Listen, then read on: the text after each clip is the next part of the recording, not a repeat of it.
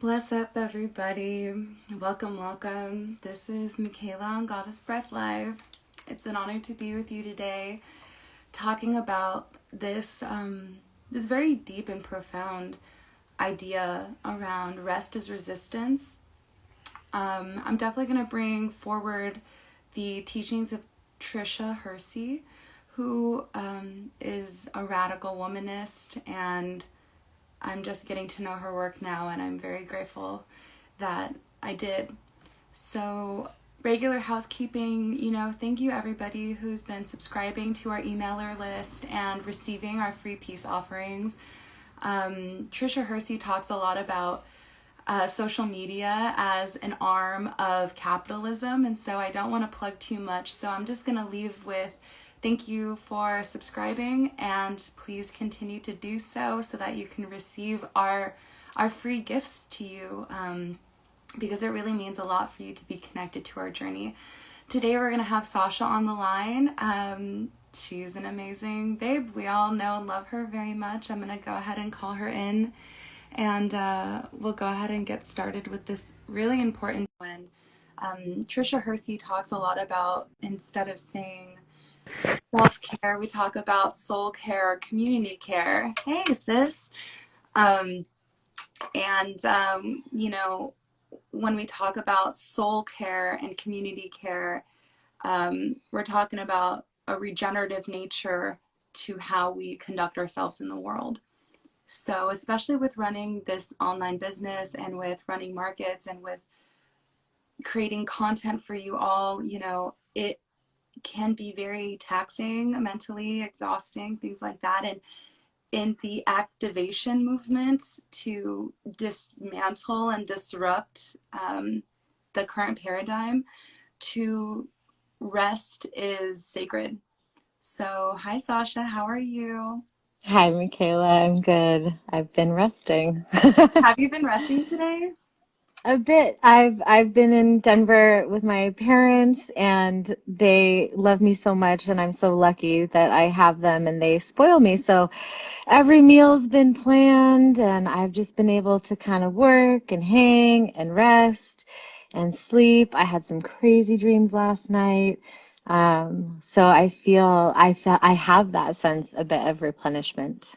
That's so great. And I know you were at the grindstone so much of last year preparing for the Goddess gathering. And so it's really nice to see you be able to take a step back. I mean, I know you even went like 2 weeks after, the retreat to just be like, don't call me, don't text, don't ask me too much.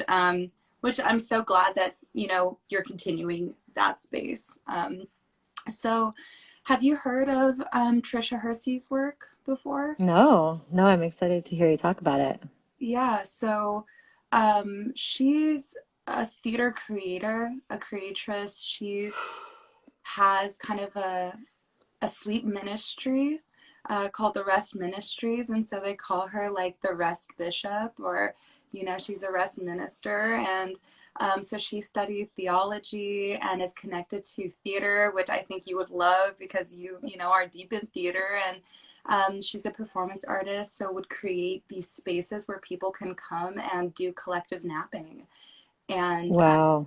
yeah, I was operating out of Chicago, and so I learned and have been learning a lot. And we see this hashtag, rest as resistance. And we're like, where did this idea come from? Like, who's talking about it? And Trisha Hersey is definitely at the forefront, it seems, of this conversation, and does a really powerful way of kind of weaving all elements of what we're dealing with today, from ecological impacts to social impacts and health crisis, being tied to lack of rest and lack of sleep.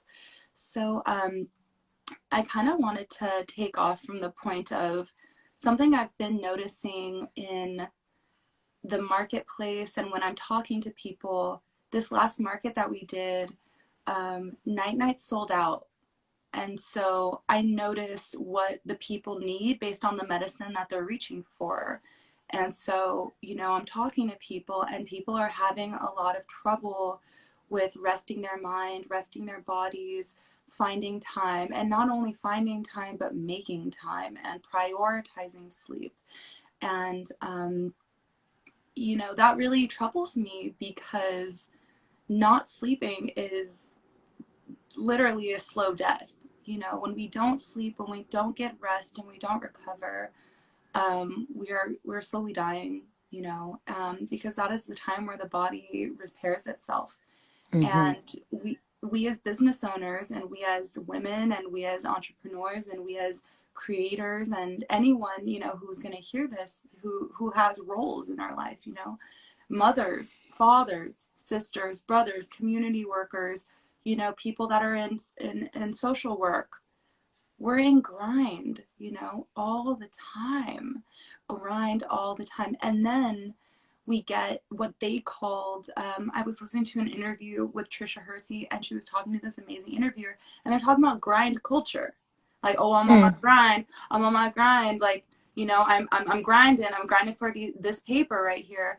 And that's based in a toxic place, that's based in chattel slavery and in plantation labor, Wow. that to elevate endless work with no rest and no sleep. Oh, I'll sleep when I'm dead. You know what I mean? Like, that is a brainwash of a system that is using human body as just a means for labor and production.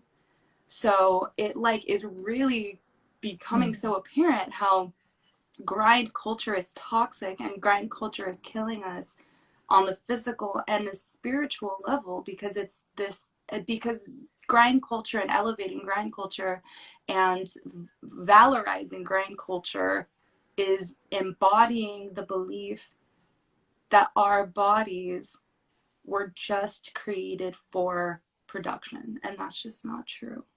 So It, yeah, go ahead. it really becomes like an act of rest as an act of resistance if you look at it through that lens, Mm-hmm. that I'm resisting that capitalism. Mm-hmm. Even in this time of COVID, it's like we're asked to stay at home Mm-hmm. and people are not shopping as much. So we're not, I've noticed myself, like I'm just not spending money the way that I used to because there's nowhere to spend it. It's like you just buy your groceries and make your food. But that in itself is like a rest of going out, a rest of shopping. And that gives like the mass production of plastic anything a rest. That gives the ocean a rest. And I'm also present to like peaceful protests, like a sit-in, Mm-hmm. or a lie-in. Like we come to stop. We come to say stop with a stop, you know. Mm-hmm. I'm present to like the lack mindset that's there potentially of like, and it's not, it's programmed, we got to work hard to earn the money that we are going Mm-hmm. to get.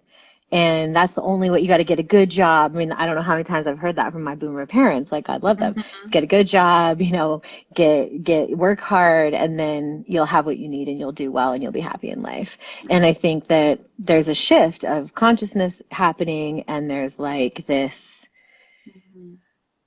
sense of like, okay, how can we call it in because we're worthy? How can we call it in because we deserve this? Or what, literally had a friend the other day that said like the less you work, the more you make.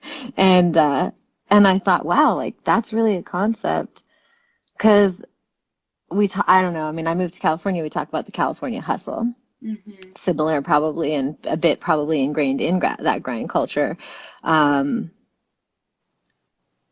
or that, potentially like hood culture, like, the hustle of gotta make the money, and maybe not doing it in the highest and best way, potentially like selling drugs or other things, Mm-hmm. not to assume. And I mean, I don't mean it like it's only black culture, or it's only like hip hop culture that has that, like a lot of people in California talk about the hustle. And it is, there is like how you going to thrive here. It's going to it's going to test you. It's going to put you to your limits. But when I was running and like banging my head against a wall, I had to stop. I fell over. Things happened. Like a car accident happened. And it's like, nah, rest, stop Right. it. And the universe like comes to like give us those signs. So Yeah, I really love that concept, rest as resistance. Hmm. It's like, but without and with all of the peace and none of the violence. Hmm. Yeah, she talks about that you can't dismantle the master's house with the master's tools, you know, that using violence to dismantle violence just begets more of it. And I like what you brought up about like hip hop culture, right? Because unfortunately, that's not hip hop, you know? Anyone who knows hip hop and anyone who's connected to rap and music knows that the grind culture, the hustle, the make money, fuck bitches, get money ideals are just reaffirming chattel slavery and reaffirming um, stereotypes and reaffirming and I guess in a way attempting to like reclaim and exalt pathologized black culture, but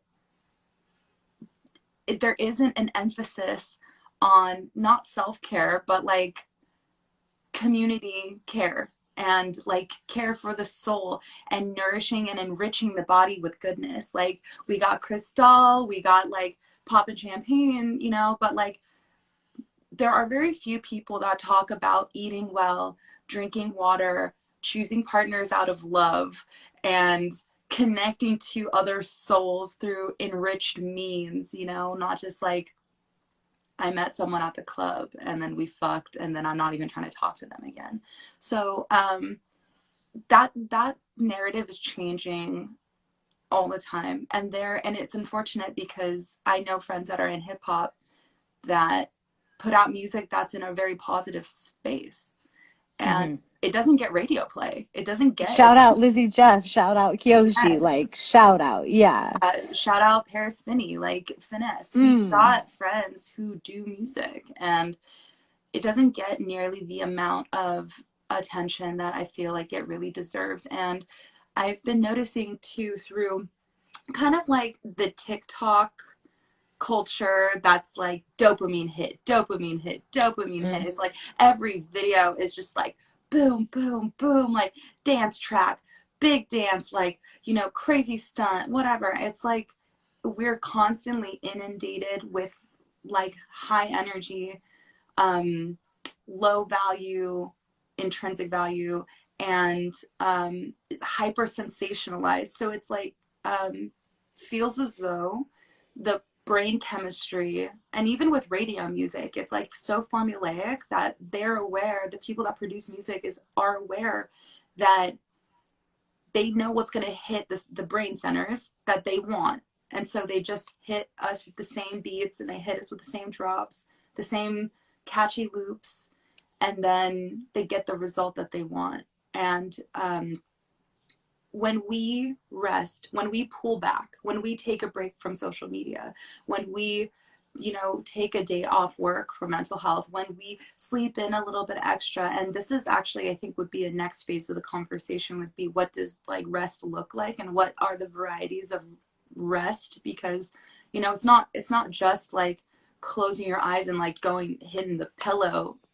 It's a mix No. of other things. And so what I wanted to just finish with the social media streams and feeds is that like to normalize slow information, to normalize like and exalt like slow learning and learning that's deep and intentional, that takes time, and that requires like a set of skills and attention that like we're starting to lose, like with that, you know what I mean, quick quick quick, like we don't even get to process through into like the back of the mind and like to get in deep learning.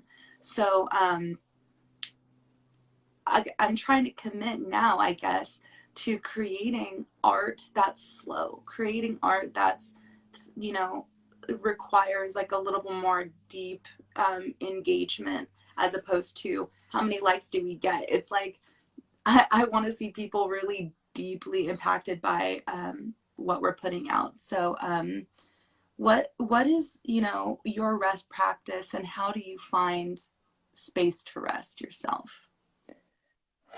I mean, I'm really present to something bigger than myself at the moment. It's funny. It's this conversation's really tying into our last conversation about unity consciousness and Mm-hmm. oneness. But when we're talking about capitalism and going back to the roots of slavery and using people, right? And like using people for likes on social media, or using people for that dopamine hit, we know what's going to get them and we're just going to get those people. Like, how can we rest in not using people? How can we rest in like oneness, in like knowing? I mean, it feeds into that, like, it's okay to objectify and dehumanize and use a physical human life, or any life really, as like something that's just to be gained from. Mm-hmm. So I think resting in not using people anymore Mm-hmm. would be amazing. Like find rest is important for me because, man, like we get empty as people, and then we go and seek it. We like seek that love outside of ourselves, or seek that approval. So when we stop, when we rest, when we tune into like the element, the essence of source energy, we refill our own cup, then we have something to give, and we're not just like taking and stealing from other people. Mm-hmm. So, I mean, whatever. Like, it's funny. I was just with this sweet 12-year-old on International Crop Top Day. It's another Instagram feed that I have, an event we do every year, right, about body awareness and body acceptance. But we were talking today about, like, what is it that you do to refill your own cup? Mm-hmm. So rest as an act of resistance. How do you fill your own cup is really what it comes down to for me. So here, like in my oceanside apartment by the beach, I have a shower, but at my mom's house here in Colorado, I've got a bathtub. So that was me in the bath, right? Soaking in the element of water. Mm-hmm. And again, just like stopping, doing nothing. My stepdad, I walked downstairs this morning and he's sitting there in his lotus pose, meditating, Mm-hmm. like, how do we really tap into what feeds our soul, our nature? Mm-hmm. What do you do? I love that you're And what bringing do you up guys do in the that. comments? Like, shout Yeah. out here. What do y'all do to fill your own cup? It's nice to see our sister over here. She just joined the group, but yeah, I love that you're talking about when we take a step back. When we take a step back, oh my gosh, we got sisters in this group. That's awesome. When we take a step back, that we're able to communicate with divine source energy, or like when we take a step back, we're able to speak with God. When we're in the grind and we're out forward constant, like we have no way of listening. Like we don't even quiet the mind to receive the messages that we need to hear. And so anything that allows us to retreat and receive is, for me, what rest looks like. So I got a big piece. This rest thing, it's not been recent, like, or sorry, it's recent, like, for me to really think about rest because of motherhood, and because I wasn't resting, and I felt exhaustion, pure Mm-hmm. exhaustion, and then what that was creating all around me and in my personality, how my personality started to change when I wasn't well rested. And I remember one night I had to go to bed with Martin because, I was like in charge of taking care of him all night. And I was crying before going to bed because I just knew how hard and long the night would be. And I remember crying to Jim, just like, I can't do this. Like, this is so hard. And so when I did ayahuasca in September, I asked what my ancestors did that brought them joy, because these plant medicines are especially good for taking us to the trauma place and taking us to like the seed of things and where things get started in contracts. But I really wanted to know, for my ancestors, the members of the African diaspora, my ancestors who came across the Atlantic, my ancestors who were in Mexico, in the great ancient time, like, what was something that just was universal across all of their lifetimes? Rest, sleep, divine dreaming. that sleep time, that, and then, you know, community restfulness, and that the whole community is taken care of and well rested and thriving was like a big message. And so through that night, I just laid outside under the stars and just dreamt and slept and got like the first deep night's sleep I'd gotten in almost a year of being a mom. So rest for me these days is like 10 minutes. 10 minutes. Yeah. Walk Sometimes outside, that's all we get. like, you know, making time for that 10 minutes, or going and like looking at my tree and smelling, or just closing my eyes for even a second on the hammock, just for a second, like just sitting out there. Martin's running around the backyard, and I just like,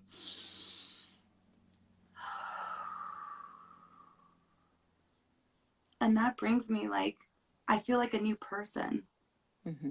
It's so simple. And I think mostly it's not as much of a time thing, is as much of a like intentional moment. Like I'm shutting down body systems and I'm just recharge. It doesn't take long to recharge. It just takes the intention and the time just set aside to just have done that. So Trisha Hersey also spoke about other ways rest can show up, is saying no more. Mm-hmm. And I know you're all about that sacred no. Boy, right now I sure am. I never had that no before. Honestly, my whole life I've been like, yes, yes, yes, yes, yes, yes, yes.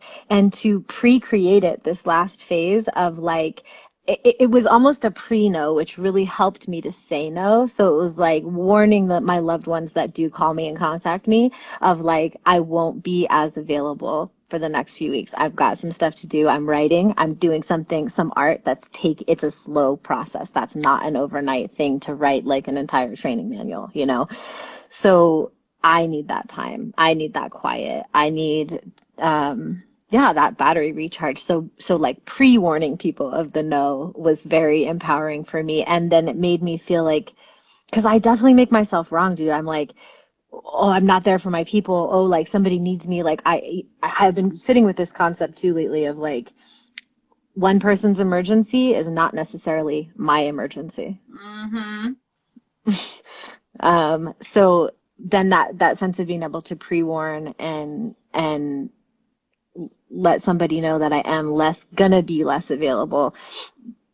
It was really nice to feel like respected for my no in that way, where people did try to not contact me quite as much just for whatever frivolous thing, or they would text instead of call, or you know, and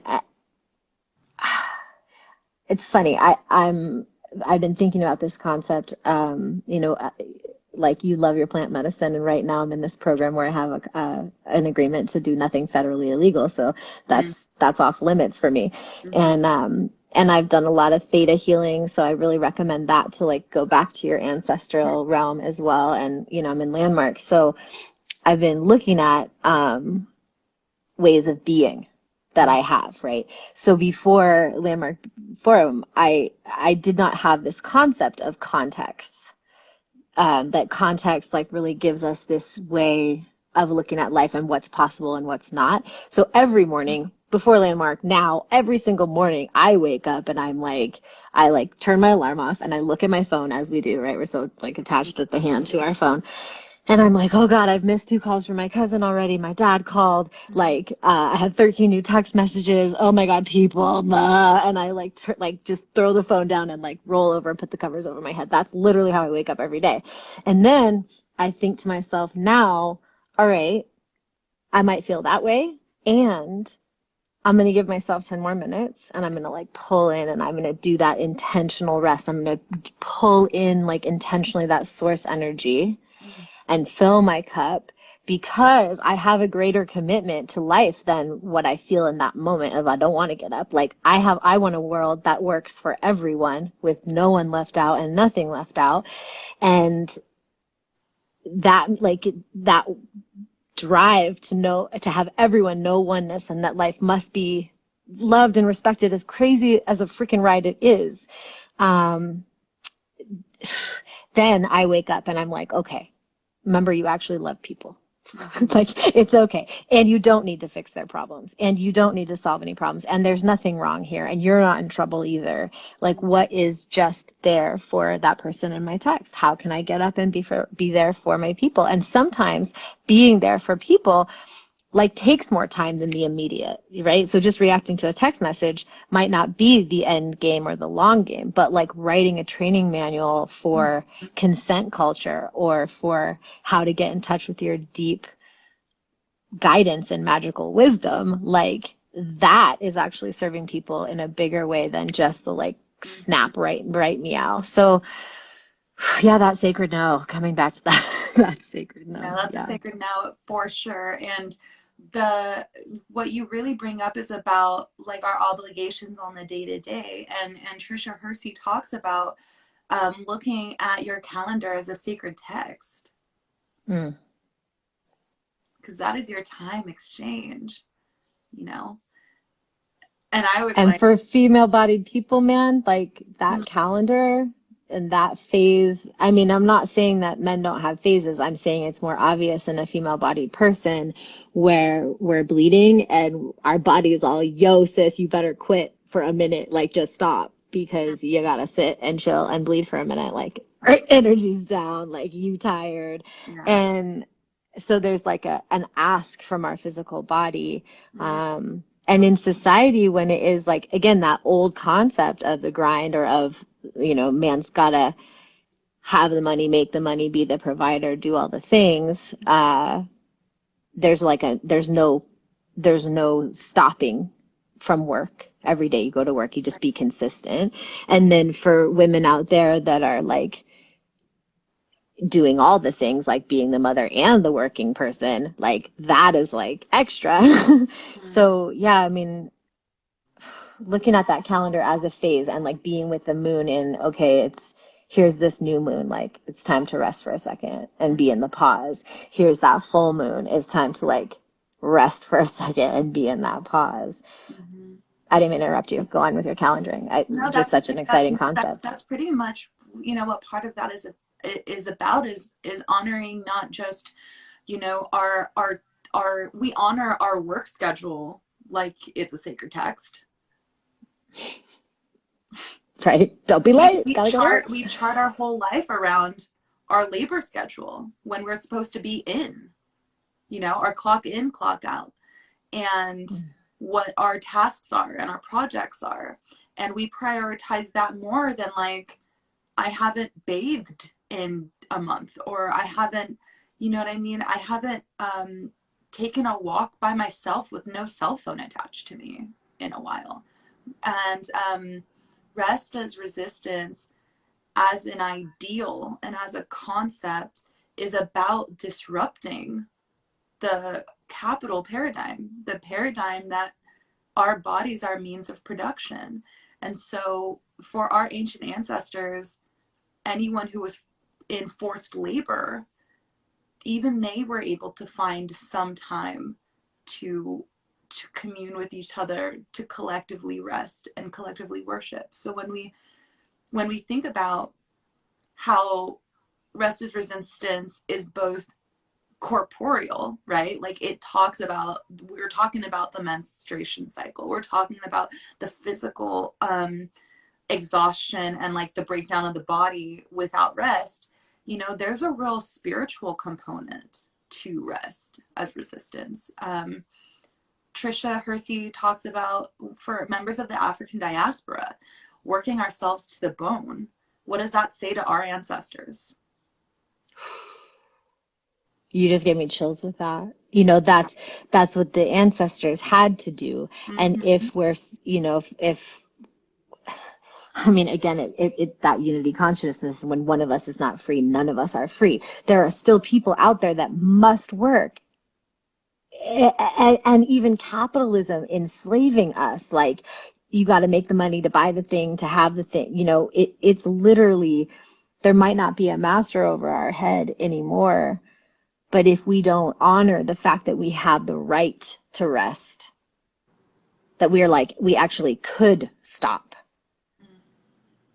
like at what point does it become more more important to have less money or maybe like have a shittier car so that we could rest, Mhm. or like, Have you ever heard the story of the fisherman? tell me the story. No. So there's a story of this fisherman, and he sits on a little boat, this little rinky-dink boat in the middle of the ocean with a single fishing line, and just catches fish. And he catches the amount of fish that he needs for the day. He spends the whole day out on the water. He gets the fish, he brings it home, he cooks and eats with his family. And every day he does that. And one day a man comes to him and says, if you caught a little bit more fish and you sold the fish, you could have a nicer boat. The man says, okay, okay. So he begins this journey of expansive growth, right? Mm. So he buys a little bit more fish, right? Then he gets a slightly bigger boat, and to continue paying for the boat, he has to catch more fish, right? And so the cycle goes on and on until this man finally grows and grows and grows, has this enterprise set up so that finally 10, 15 years later, he then has enough money so that he can stop and return to just fishing on his boat as he was, and thinks to himself, I could have just stayed where I was. Why did I create this expansive network for gain and for money and for just to create and use resources endlessly so I can return back to how I was living? So when you say, why don't you just have kind of a moderate car or live within your means so that you can maintain like a semblance of happiness and peace and time, as opposed to what capital would reward us for, which would be to build these massive empires just so that 20, 30 years from now, we can return to the level of rest that we had before we started this whole thing.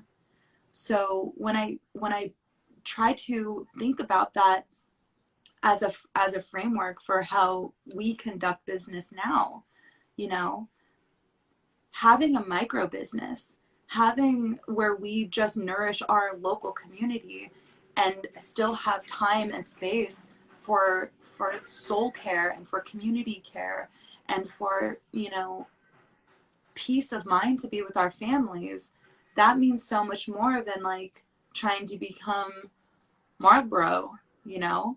Um, Yeah.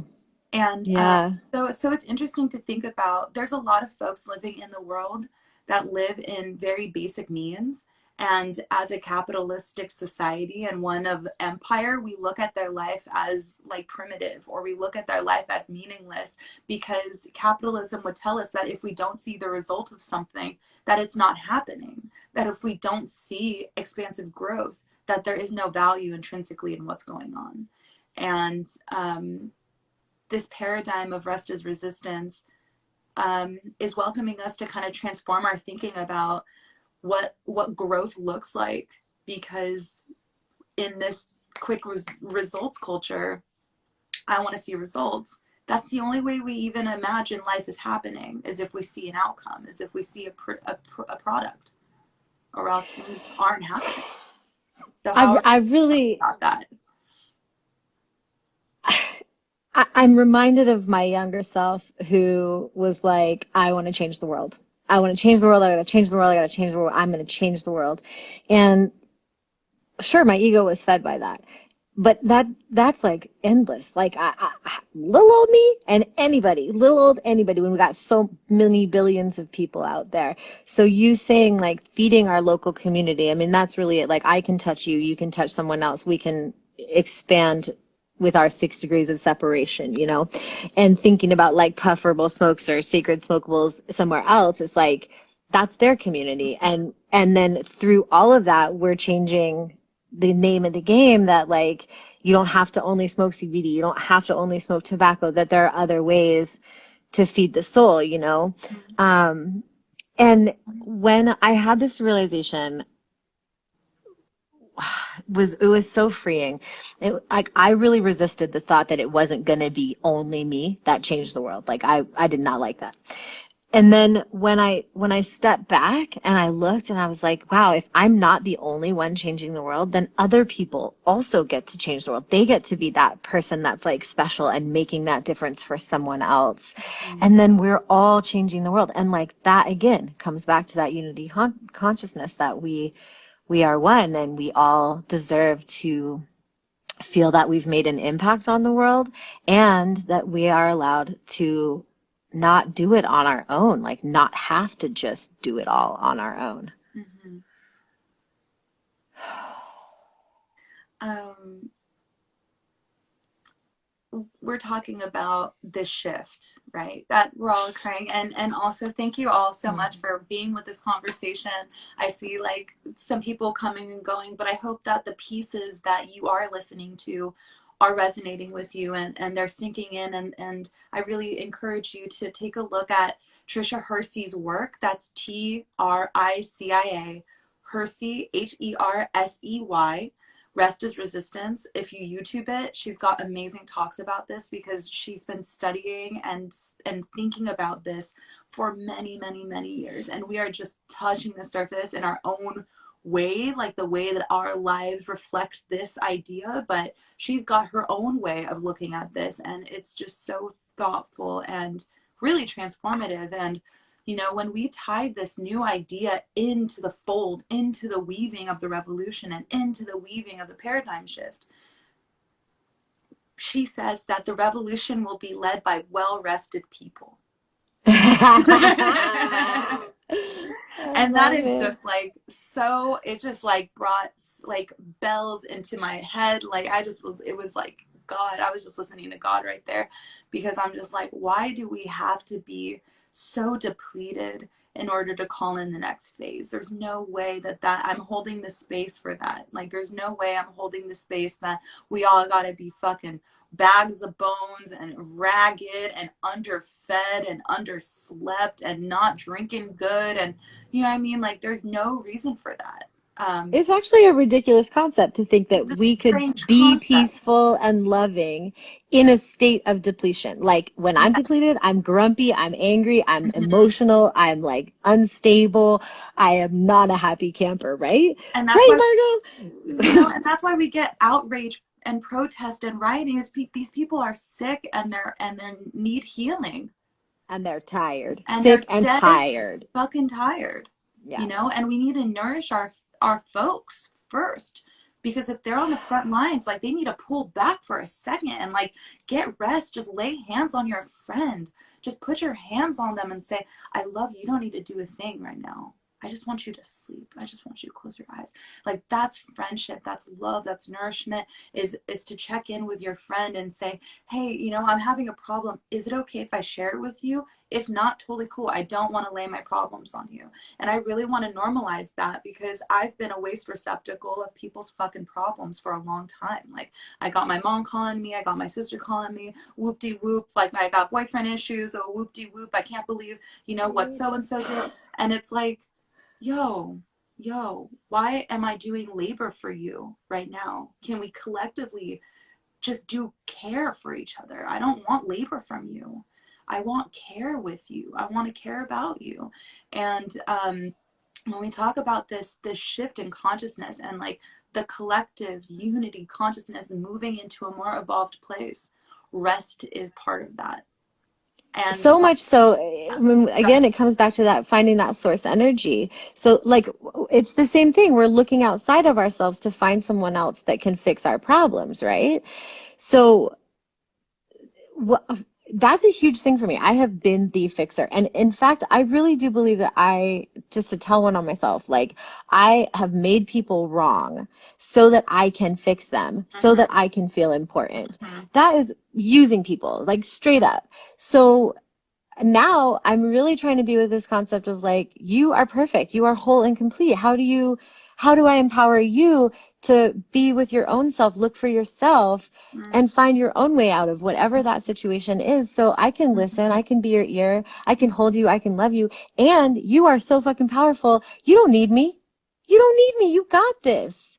And that has been an active resistance and rest for myself, actually, and super empowering for someone else. Absolutely. And what you're really speaking to, the word that, I've been hearing and that I've employed myself and that I'm learning to understand more is like witness. I pay witness to your Mm. life. I am a Hmm. witness. I give witness. That's it. That's all I am because I'm on my own path. I'm on my own journey. I have to take care of what it is, the path that I walk upon, and you as well. You are completely responsible for your path, and your right is your path. Your path is your own right. Your birth is your right, is what they say. Like, so as soon as you're born, like, you have every right, to breathe, to rest, to nourish yourself. And I just get to witness and hold the space for you that you also have that, and that I will do everything that I can to protect that for you. And when we witness, we allow people to live. And that's good Mm. for When us we witness, we allow people to live. because we just are stepping back and watching. And so we're resting, we're in deep witness, we're watching God. When I witness your life, I'm watching God live out its life, you know? And then when you live fully, then you're in your own mode. And so I get to rest and then you get to be fully yourself without this exchange of I need to produce an outcome in our interaction.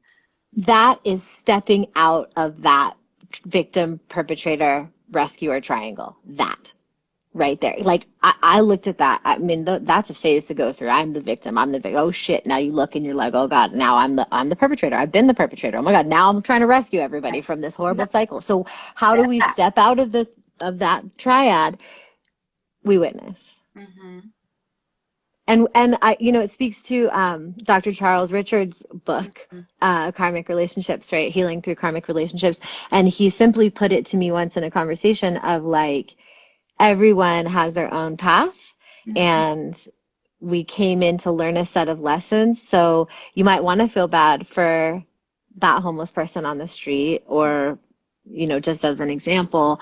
And what if they came in to learn a certain set of lessons and have this life for themselves, and we have there, and it's actually absolutely perfect. Mm-hmm. I know it's really hard to wrap our head around that. It's really hard to look at all of injustice in the world and say that it's all perfect. It's about the hardest thing to accomplish in the human mind and the human spirit. But I'm holding the space for that as true as well. So thank you for naming that.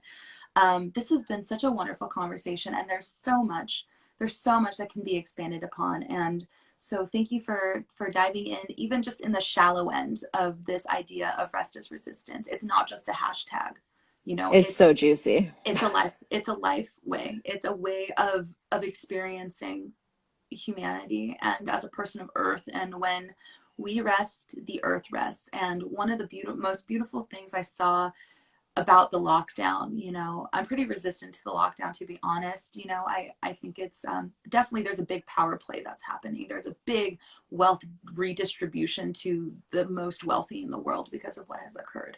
And I hold the space for that. And I also hold the space that the lockdown has provided the earth a moment to rest. And Yes. if anything amazing has come out of this scenario, is that we saw for the first time like earth, like planet earth production on hold, even for a month, and what the earth can do when given just that space and without us asking too much of her for a second. And we saw rain, we saw green, we saw food growing, we saw soils replenishing themselves. And so that's a possible future. If we prioritized rest, our bodies could rejuvenate, our souls could rejuvenate, our Our relationships planet can rejuvenate, and our rejuvenate. planet can rejuvenate. So really holding the possibility for that. And I love you so much for trusting these conversations. When I was like, rest is, let's talk about sleep, let's talk about rest, and you're like, yeah, let's do it. So thank you for always being on the show and being such an amazing partner and creatress with me. I really love you, and thank you for resting. Oh, thank you so much for allowing me that, and for, that that's not my default way of being. My default way of being is doing everything and not trusting anybody and trying to control everything.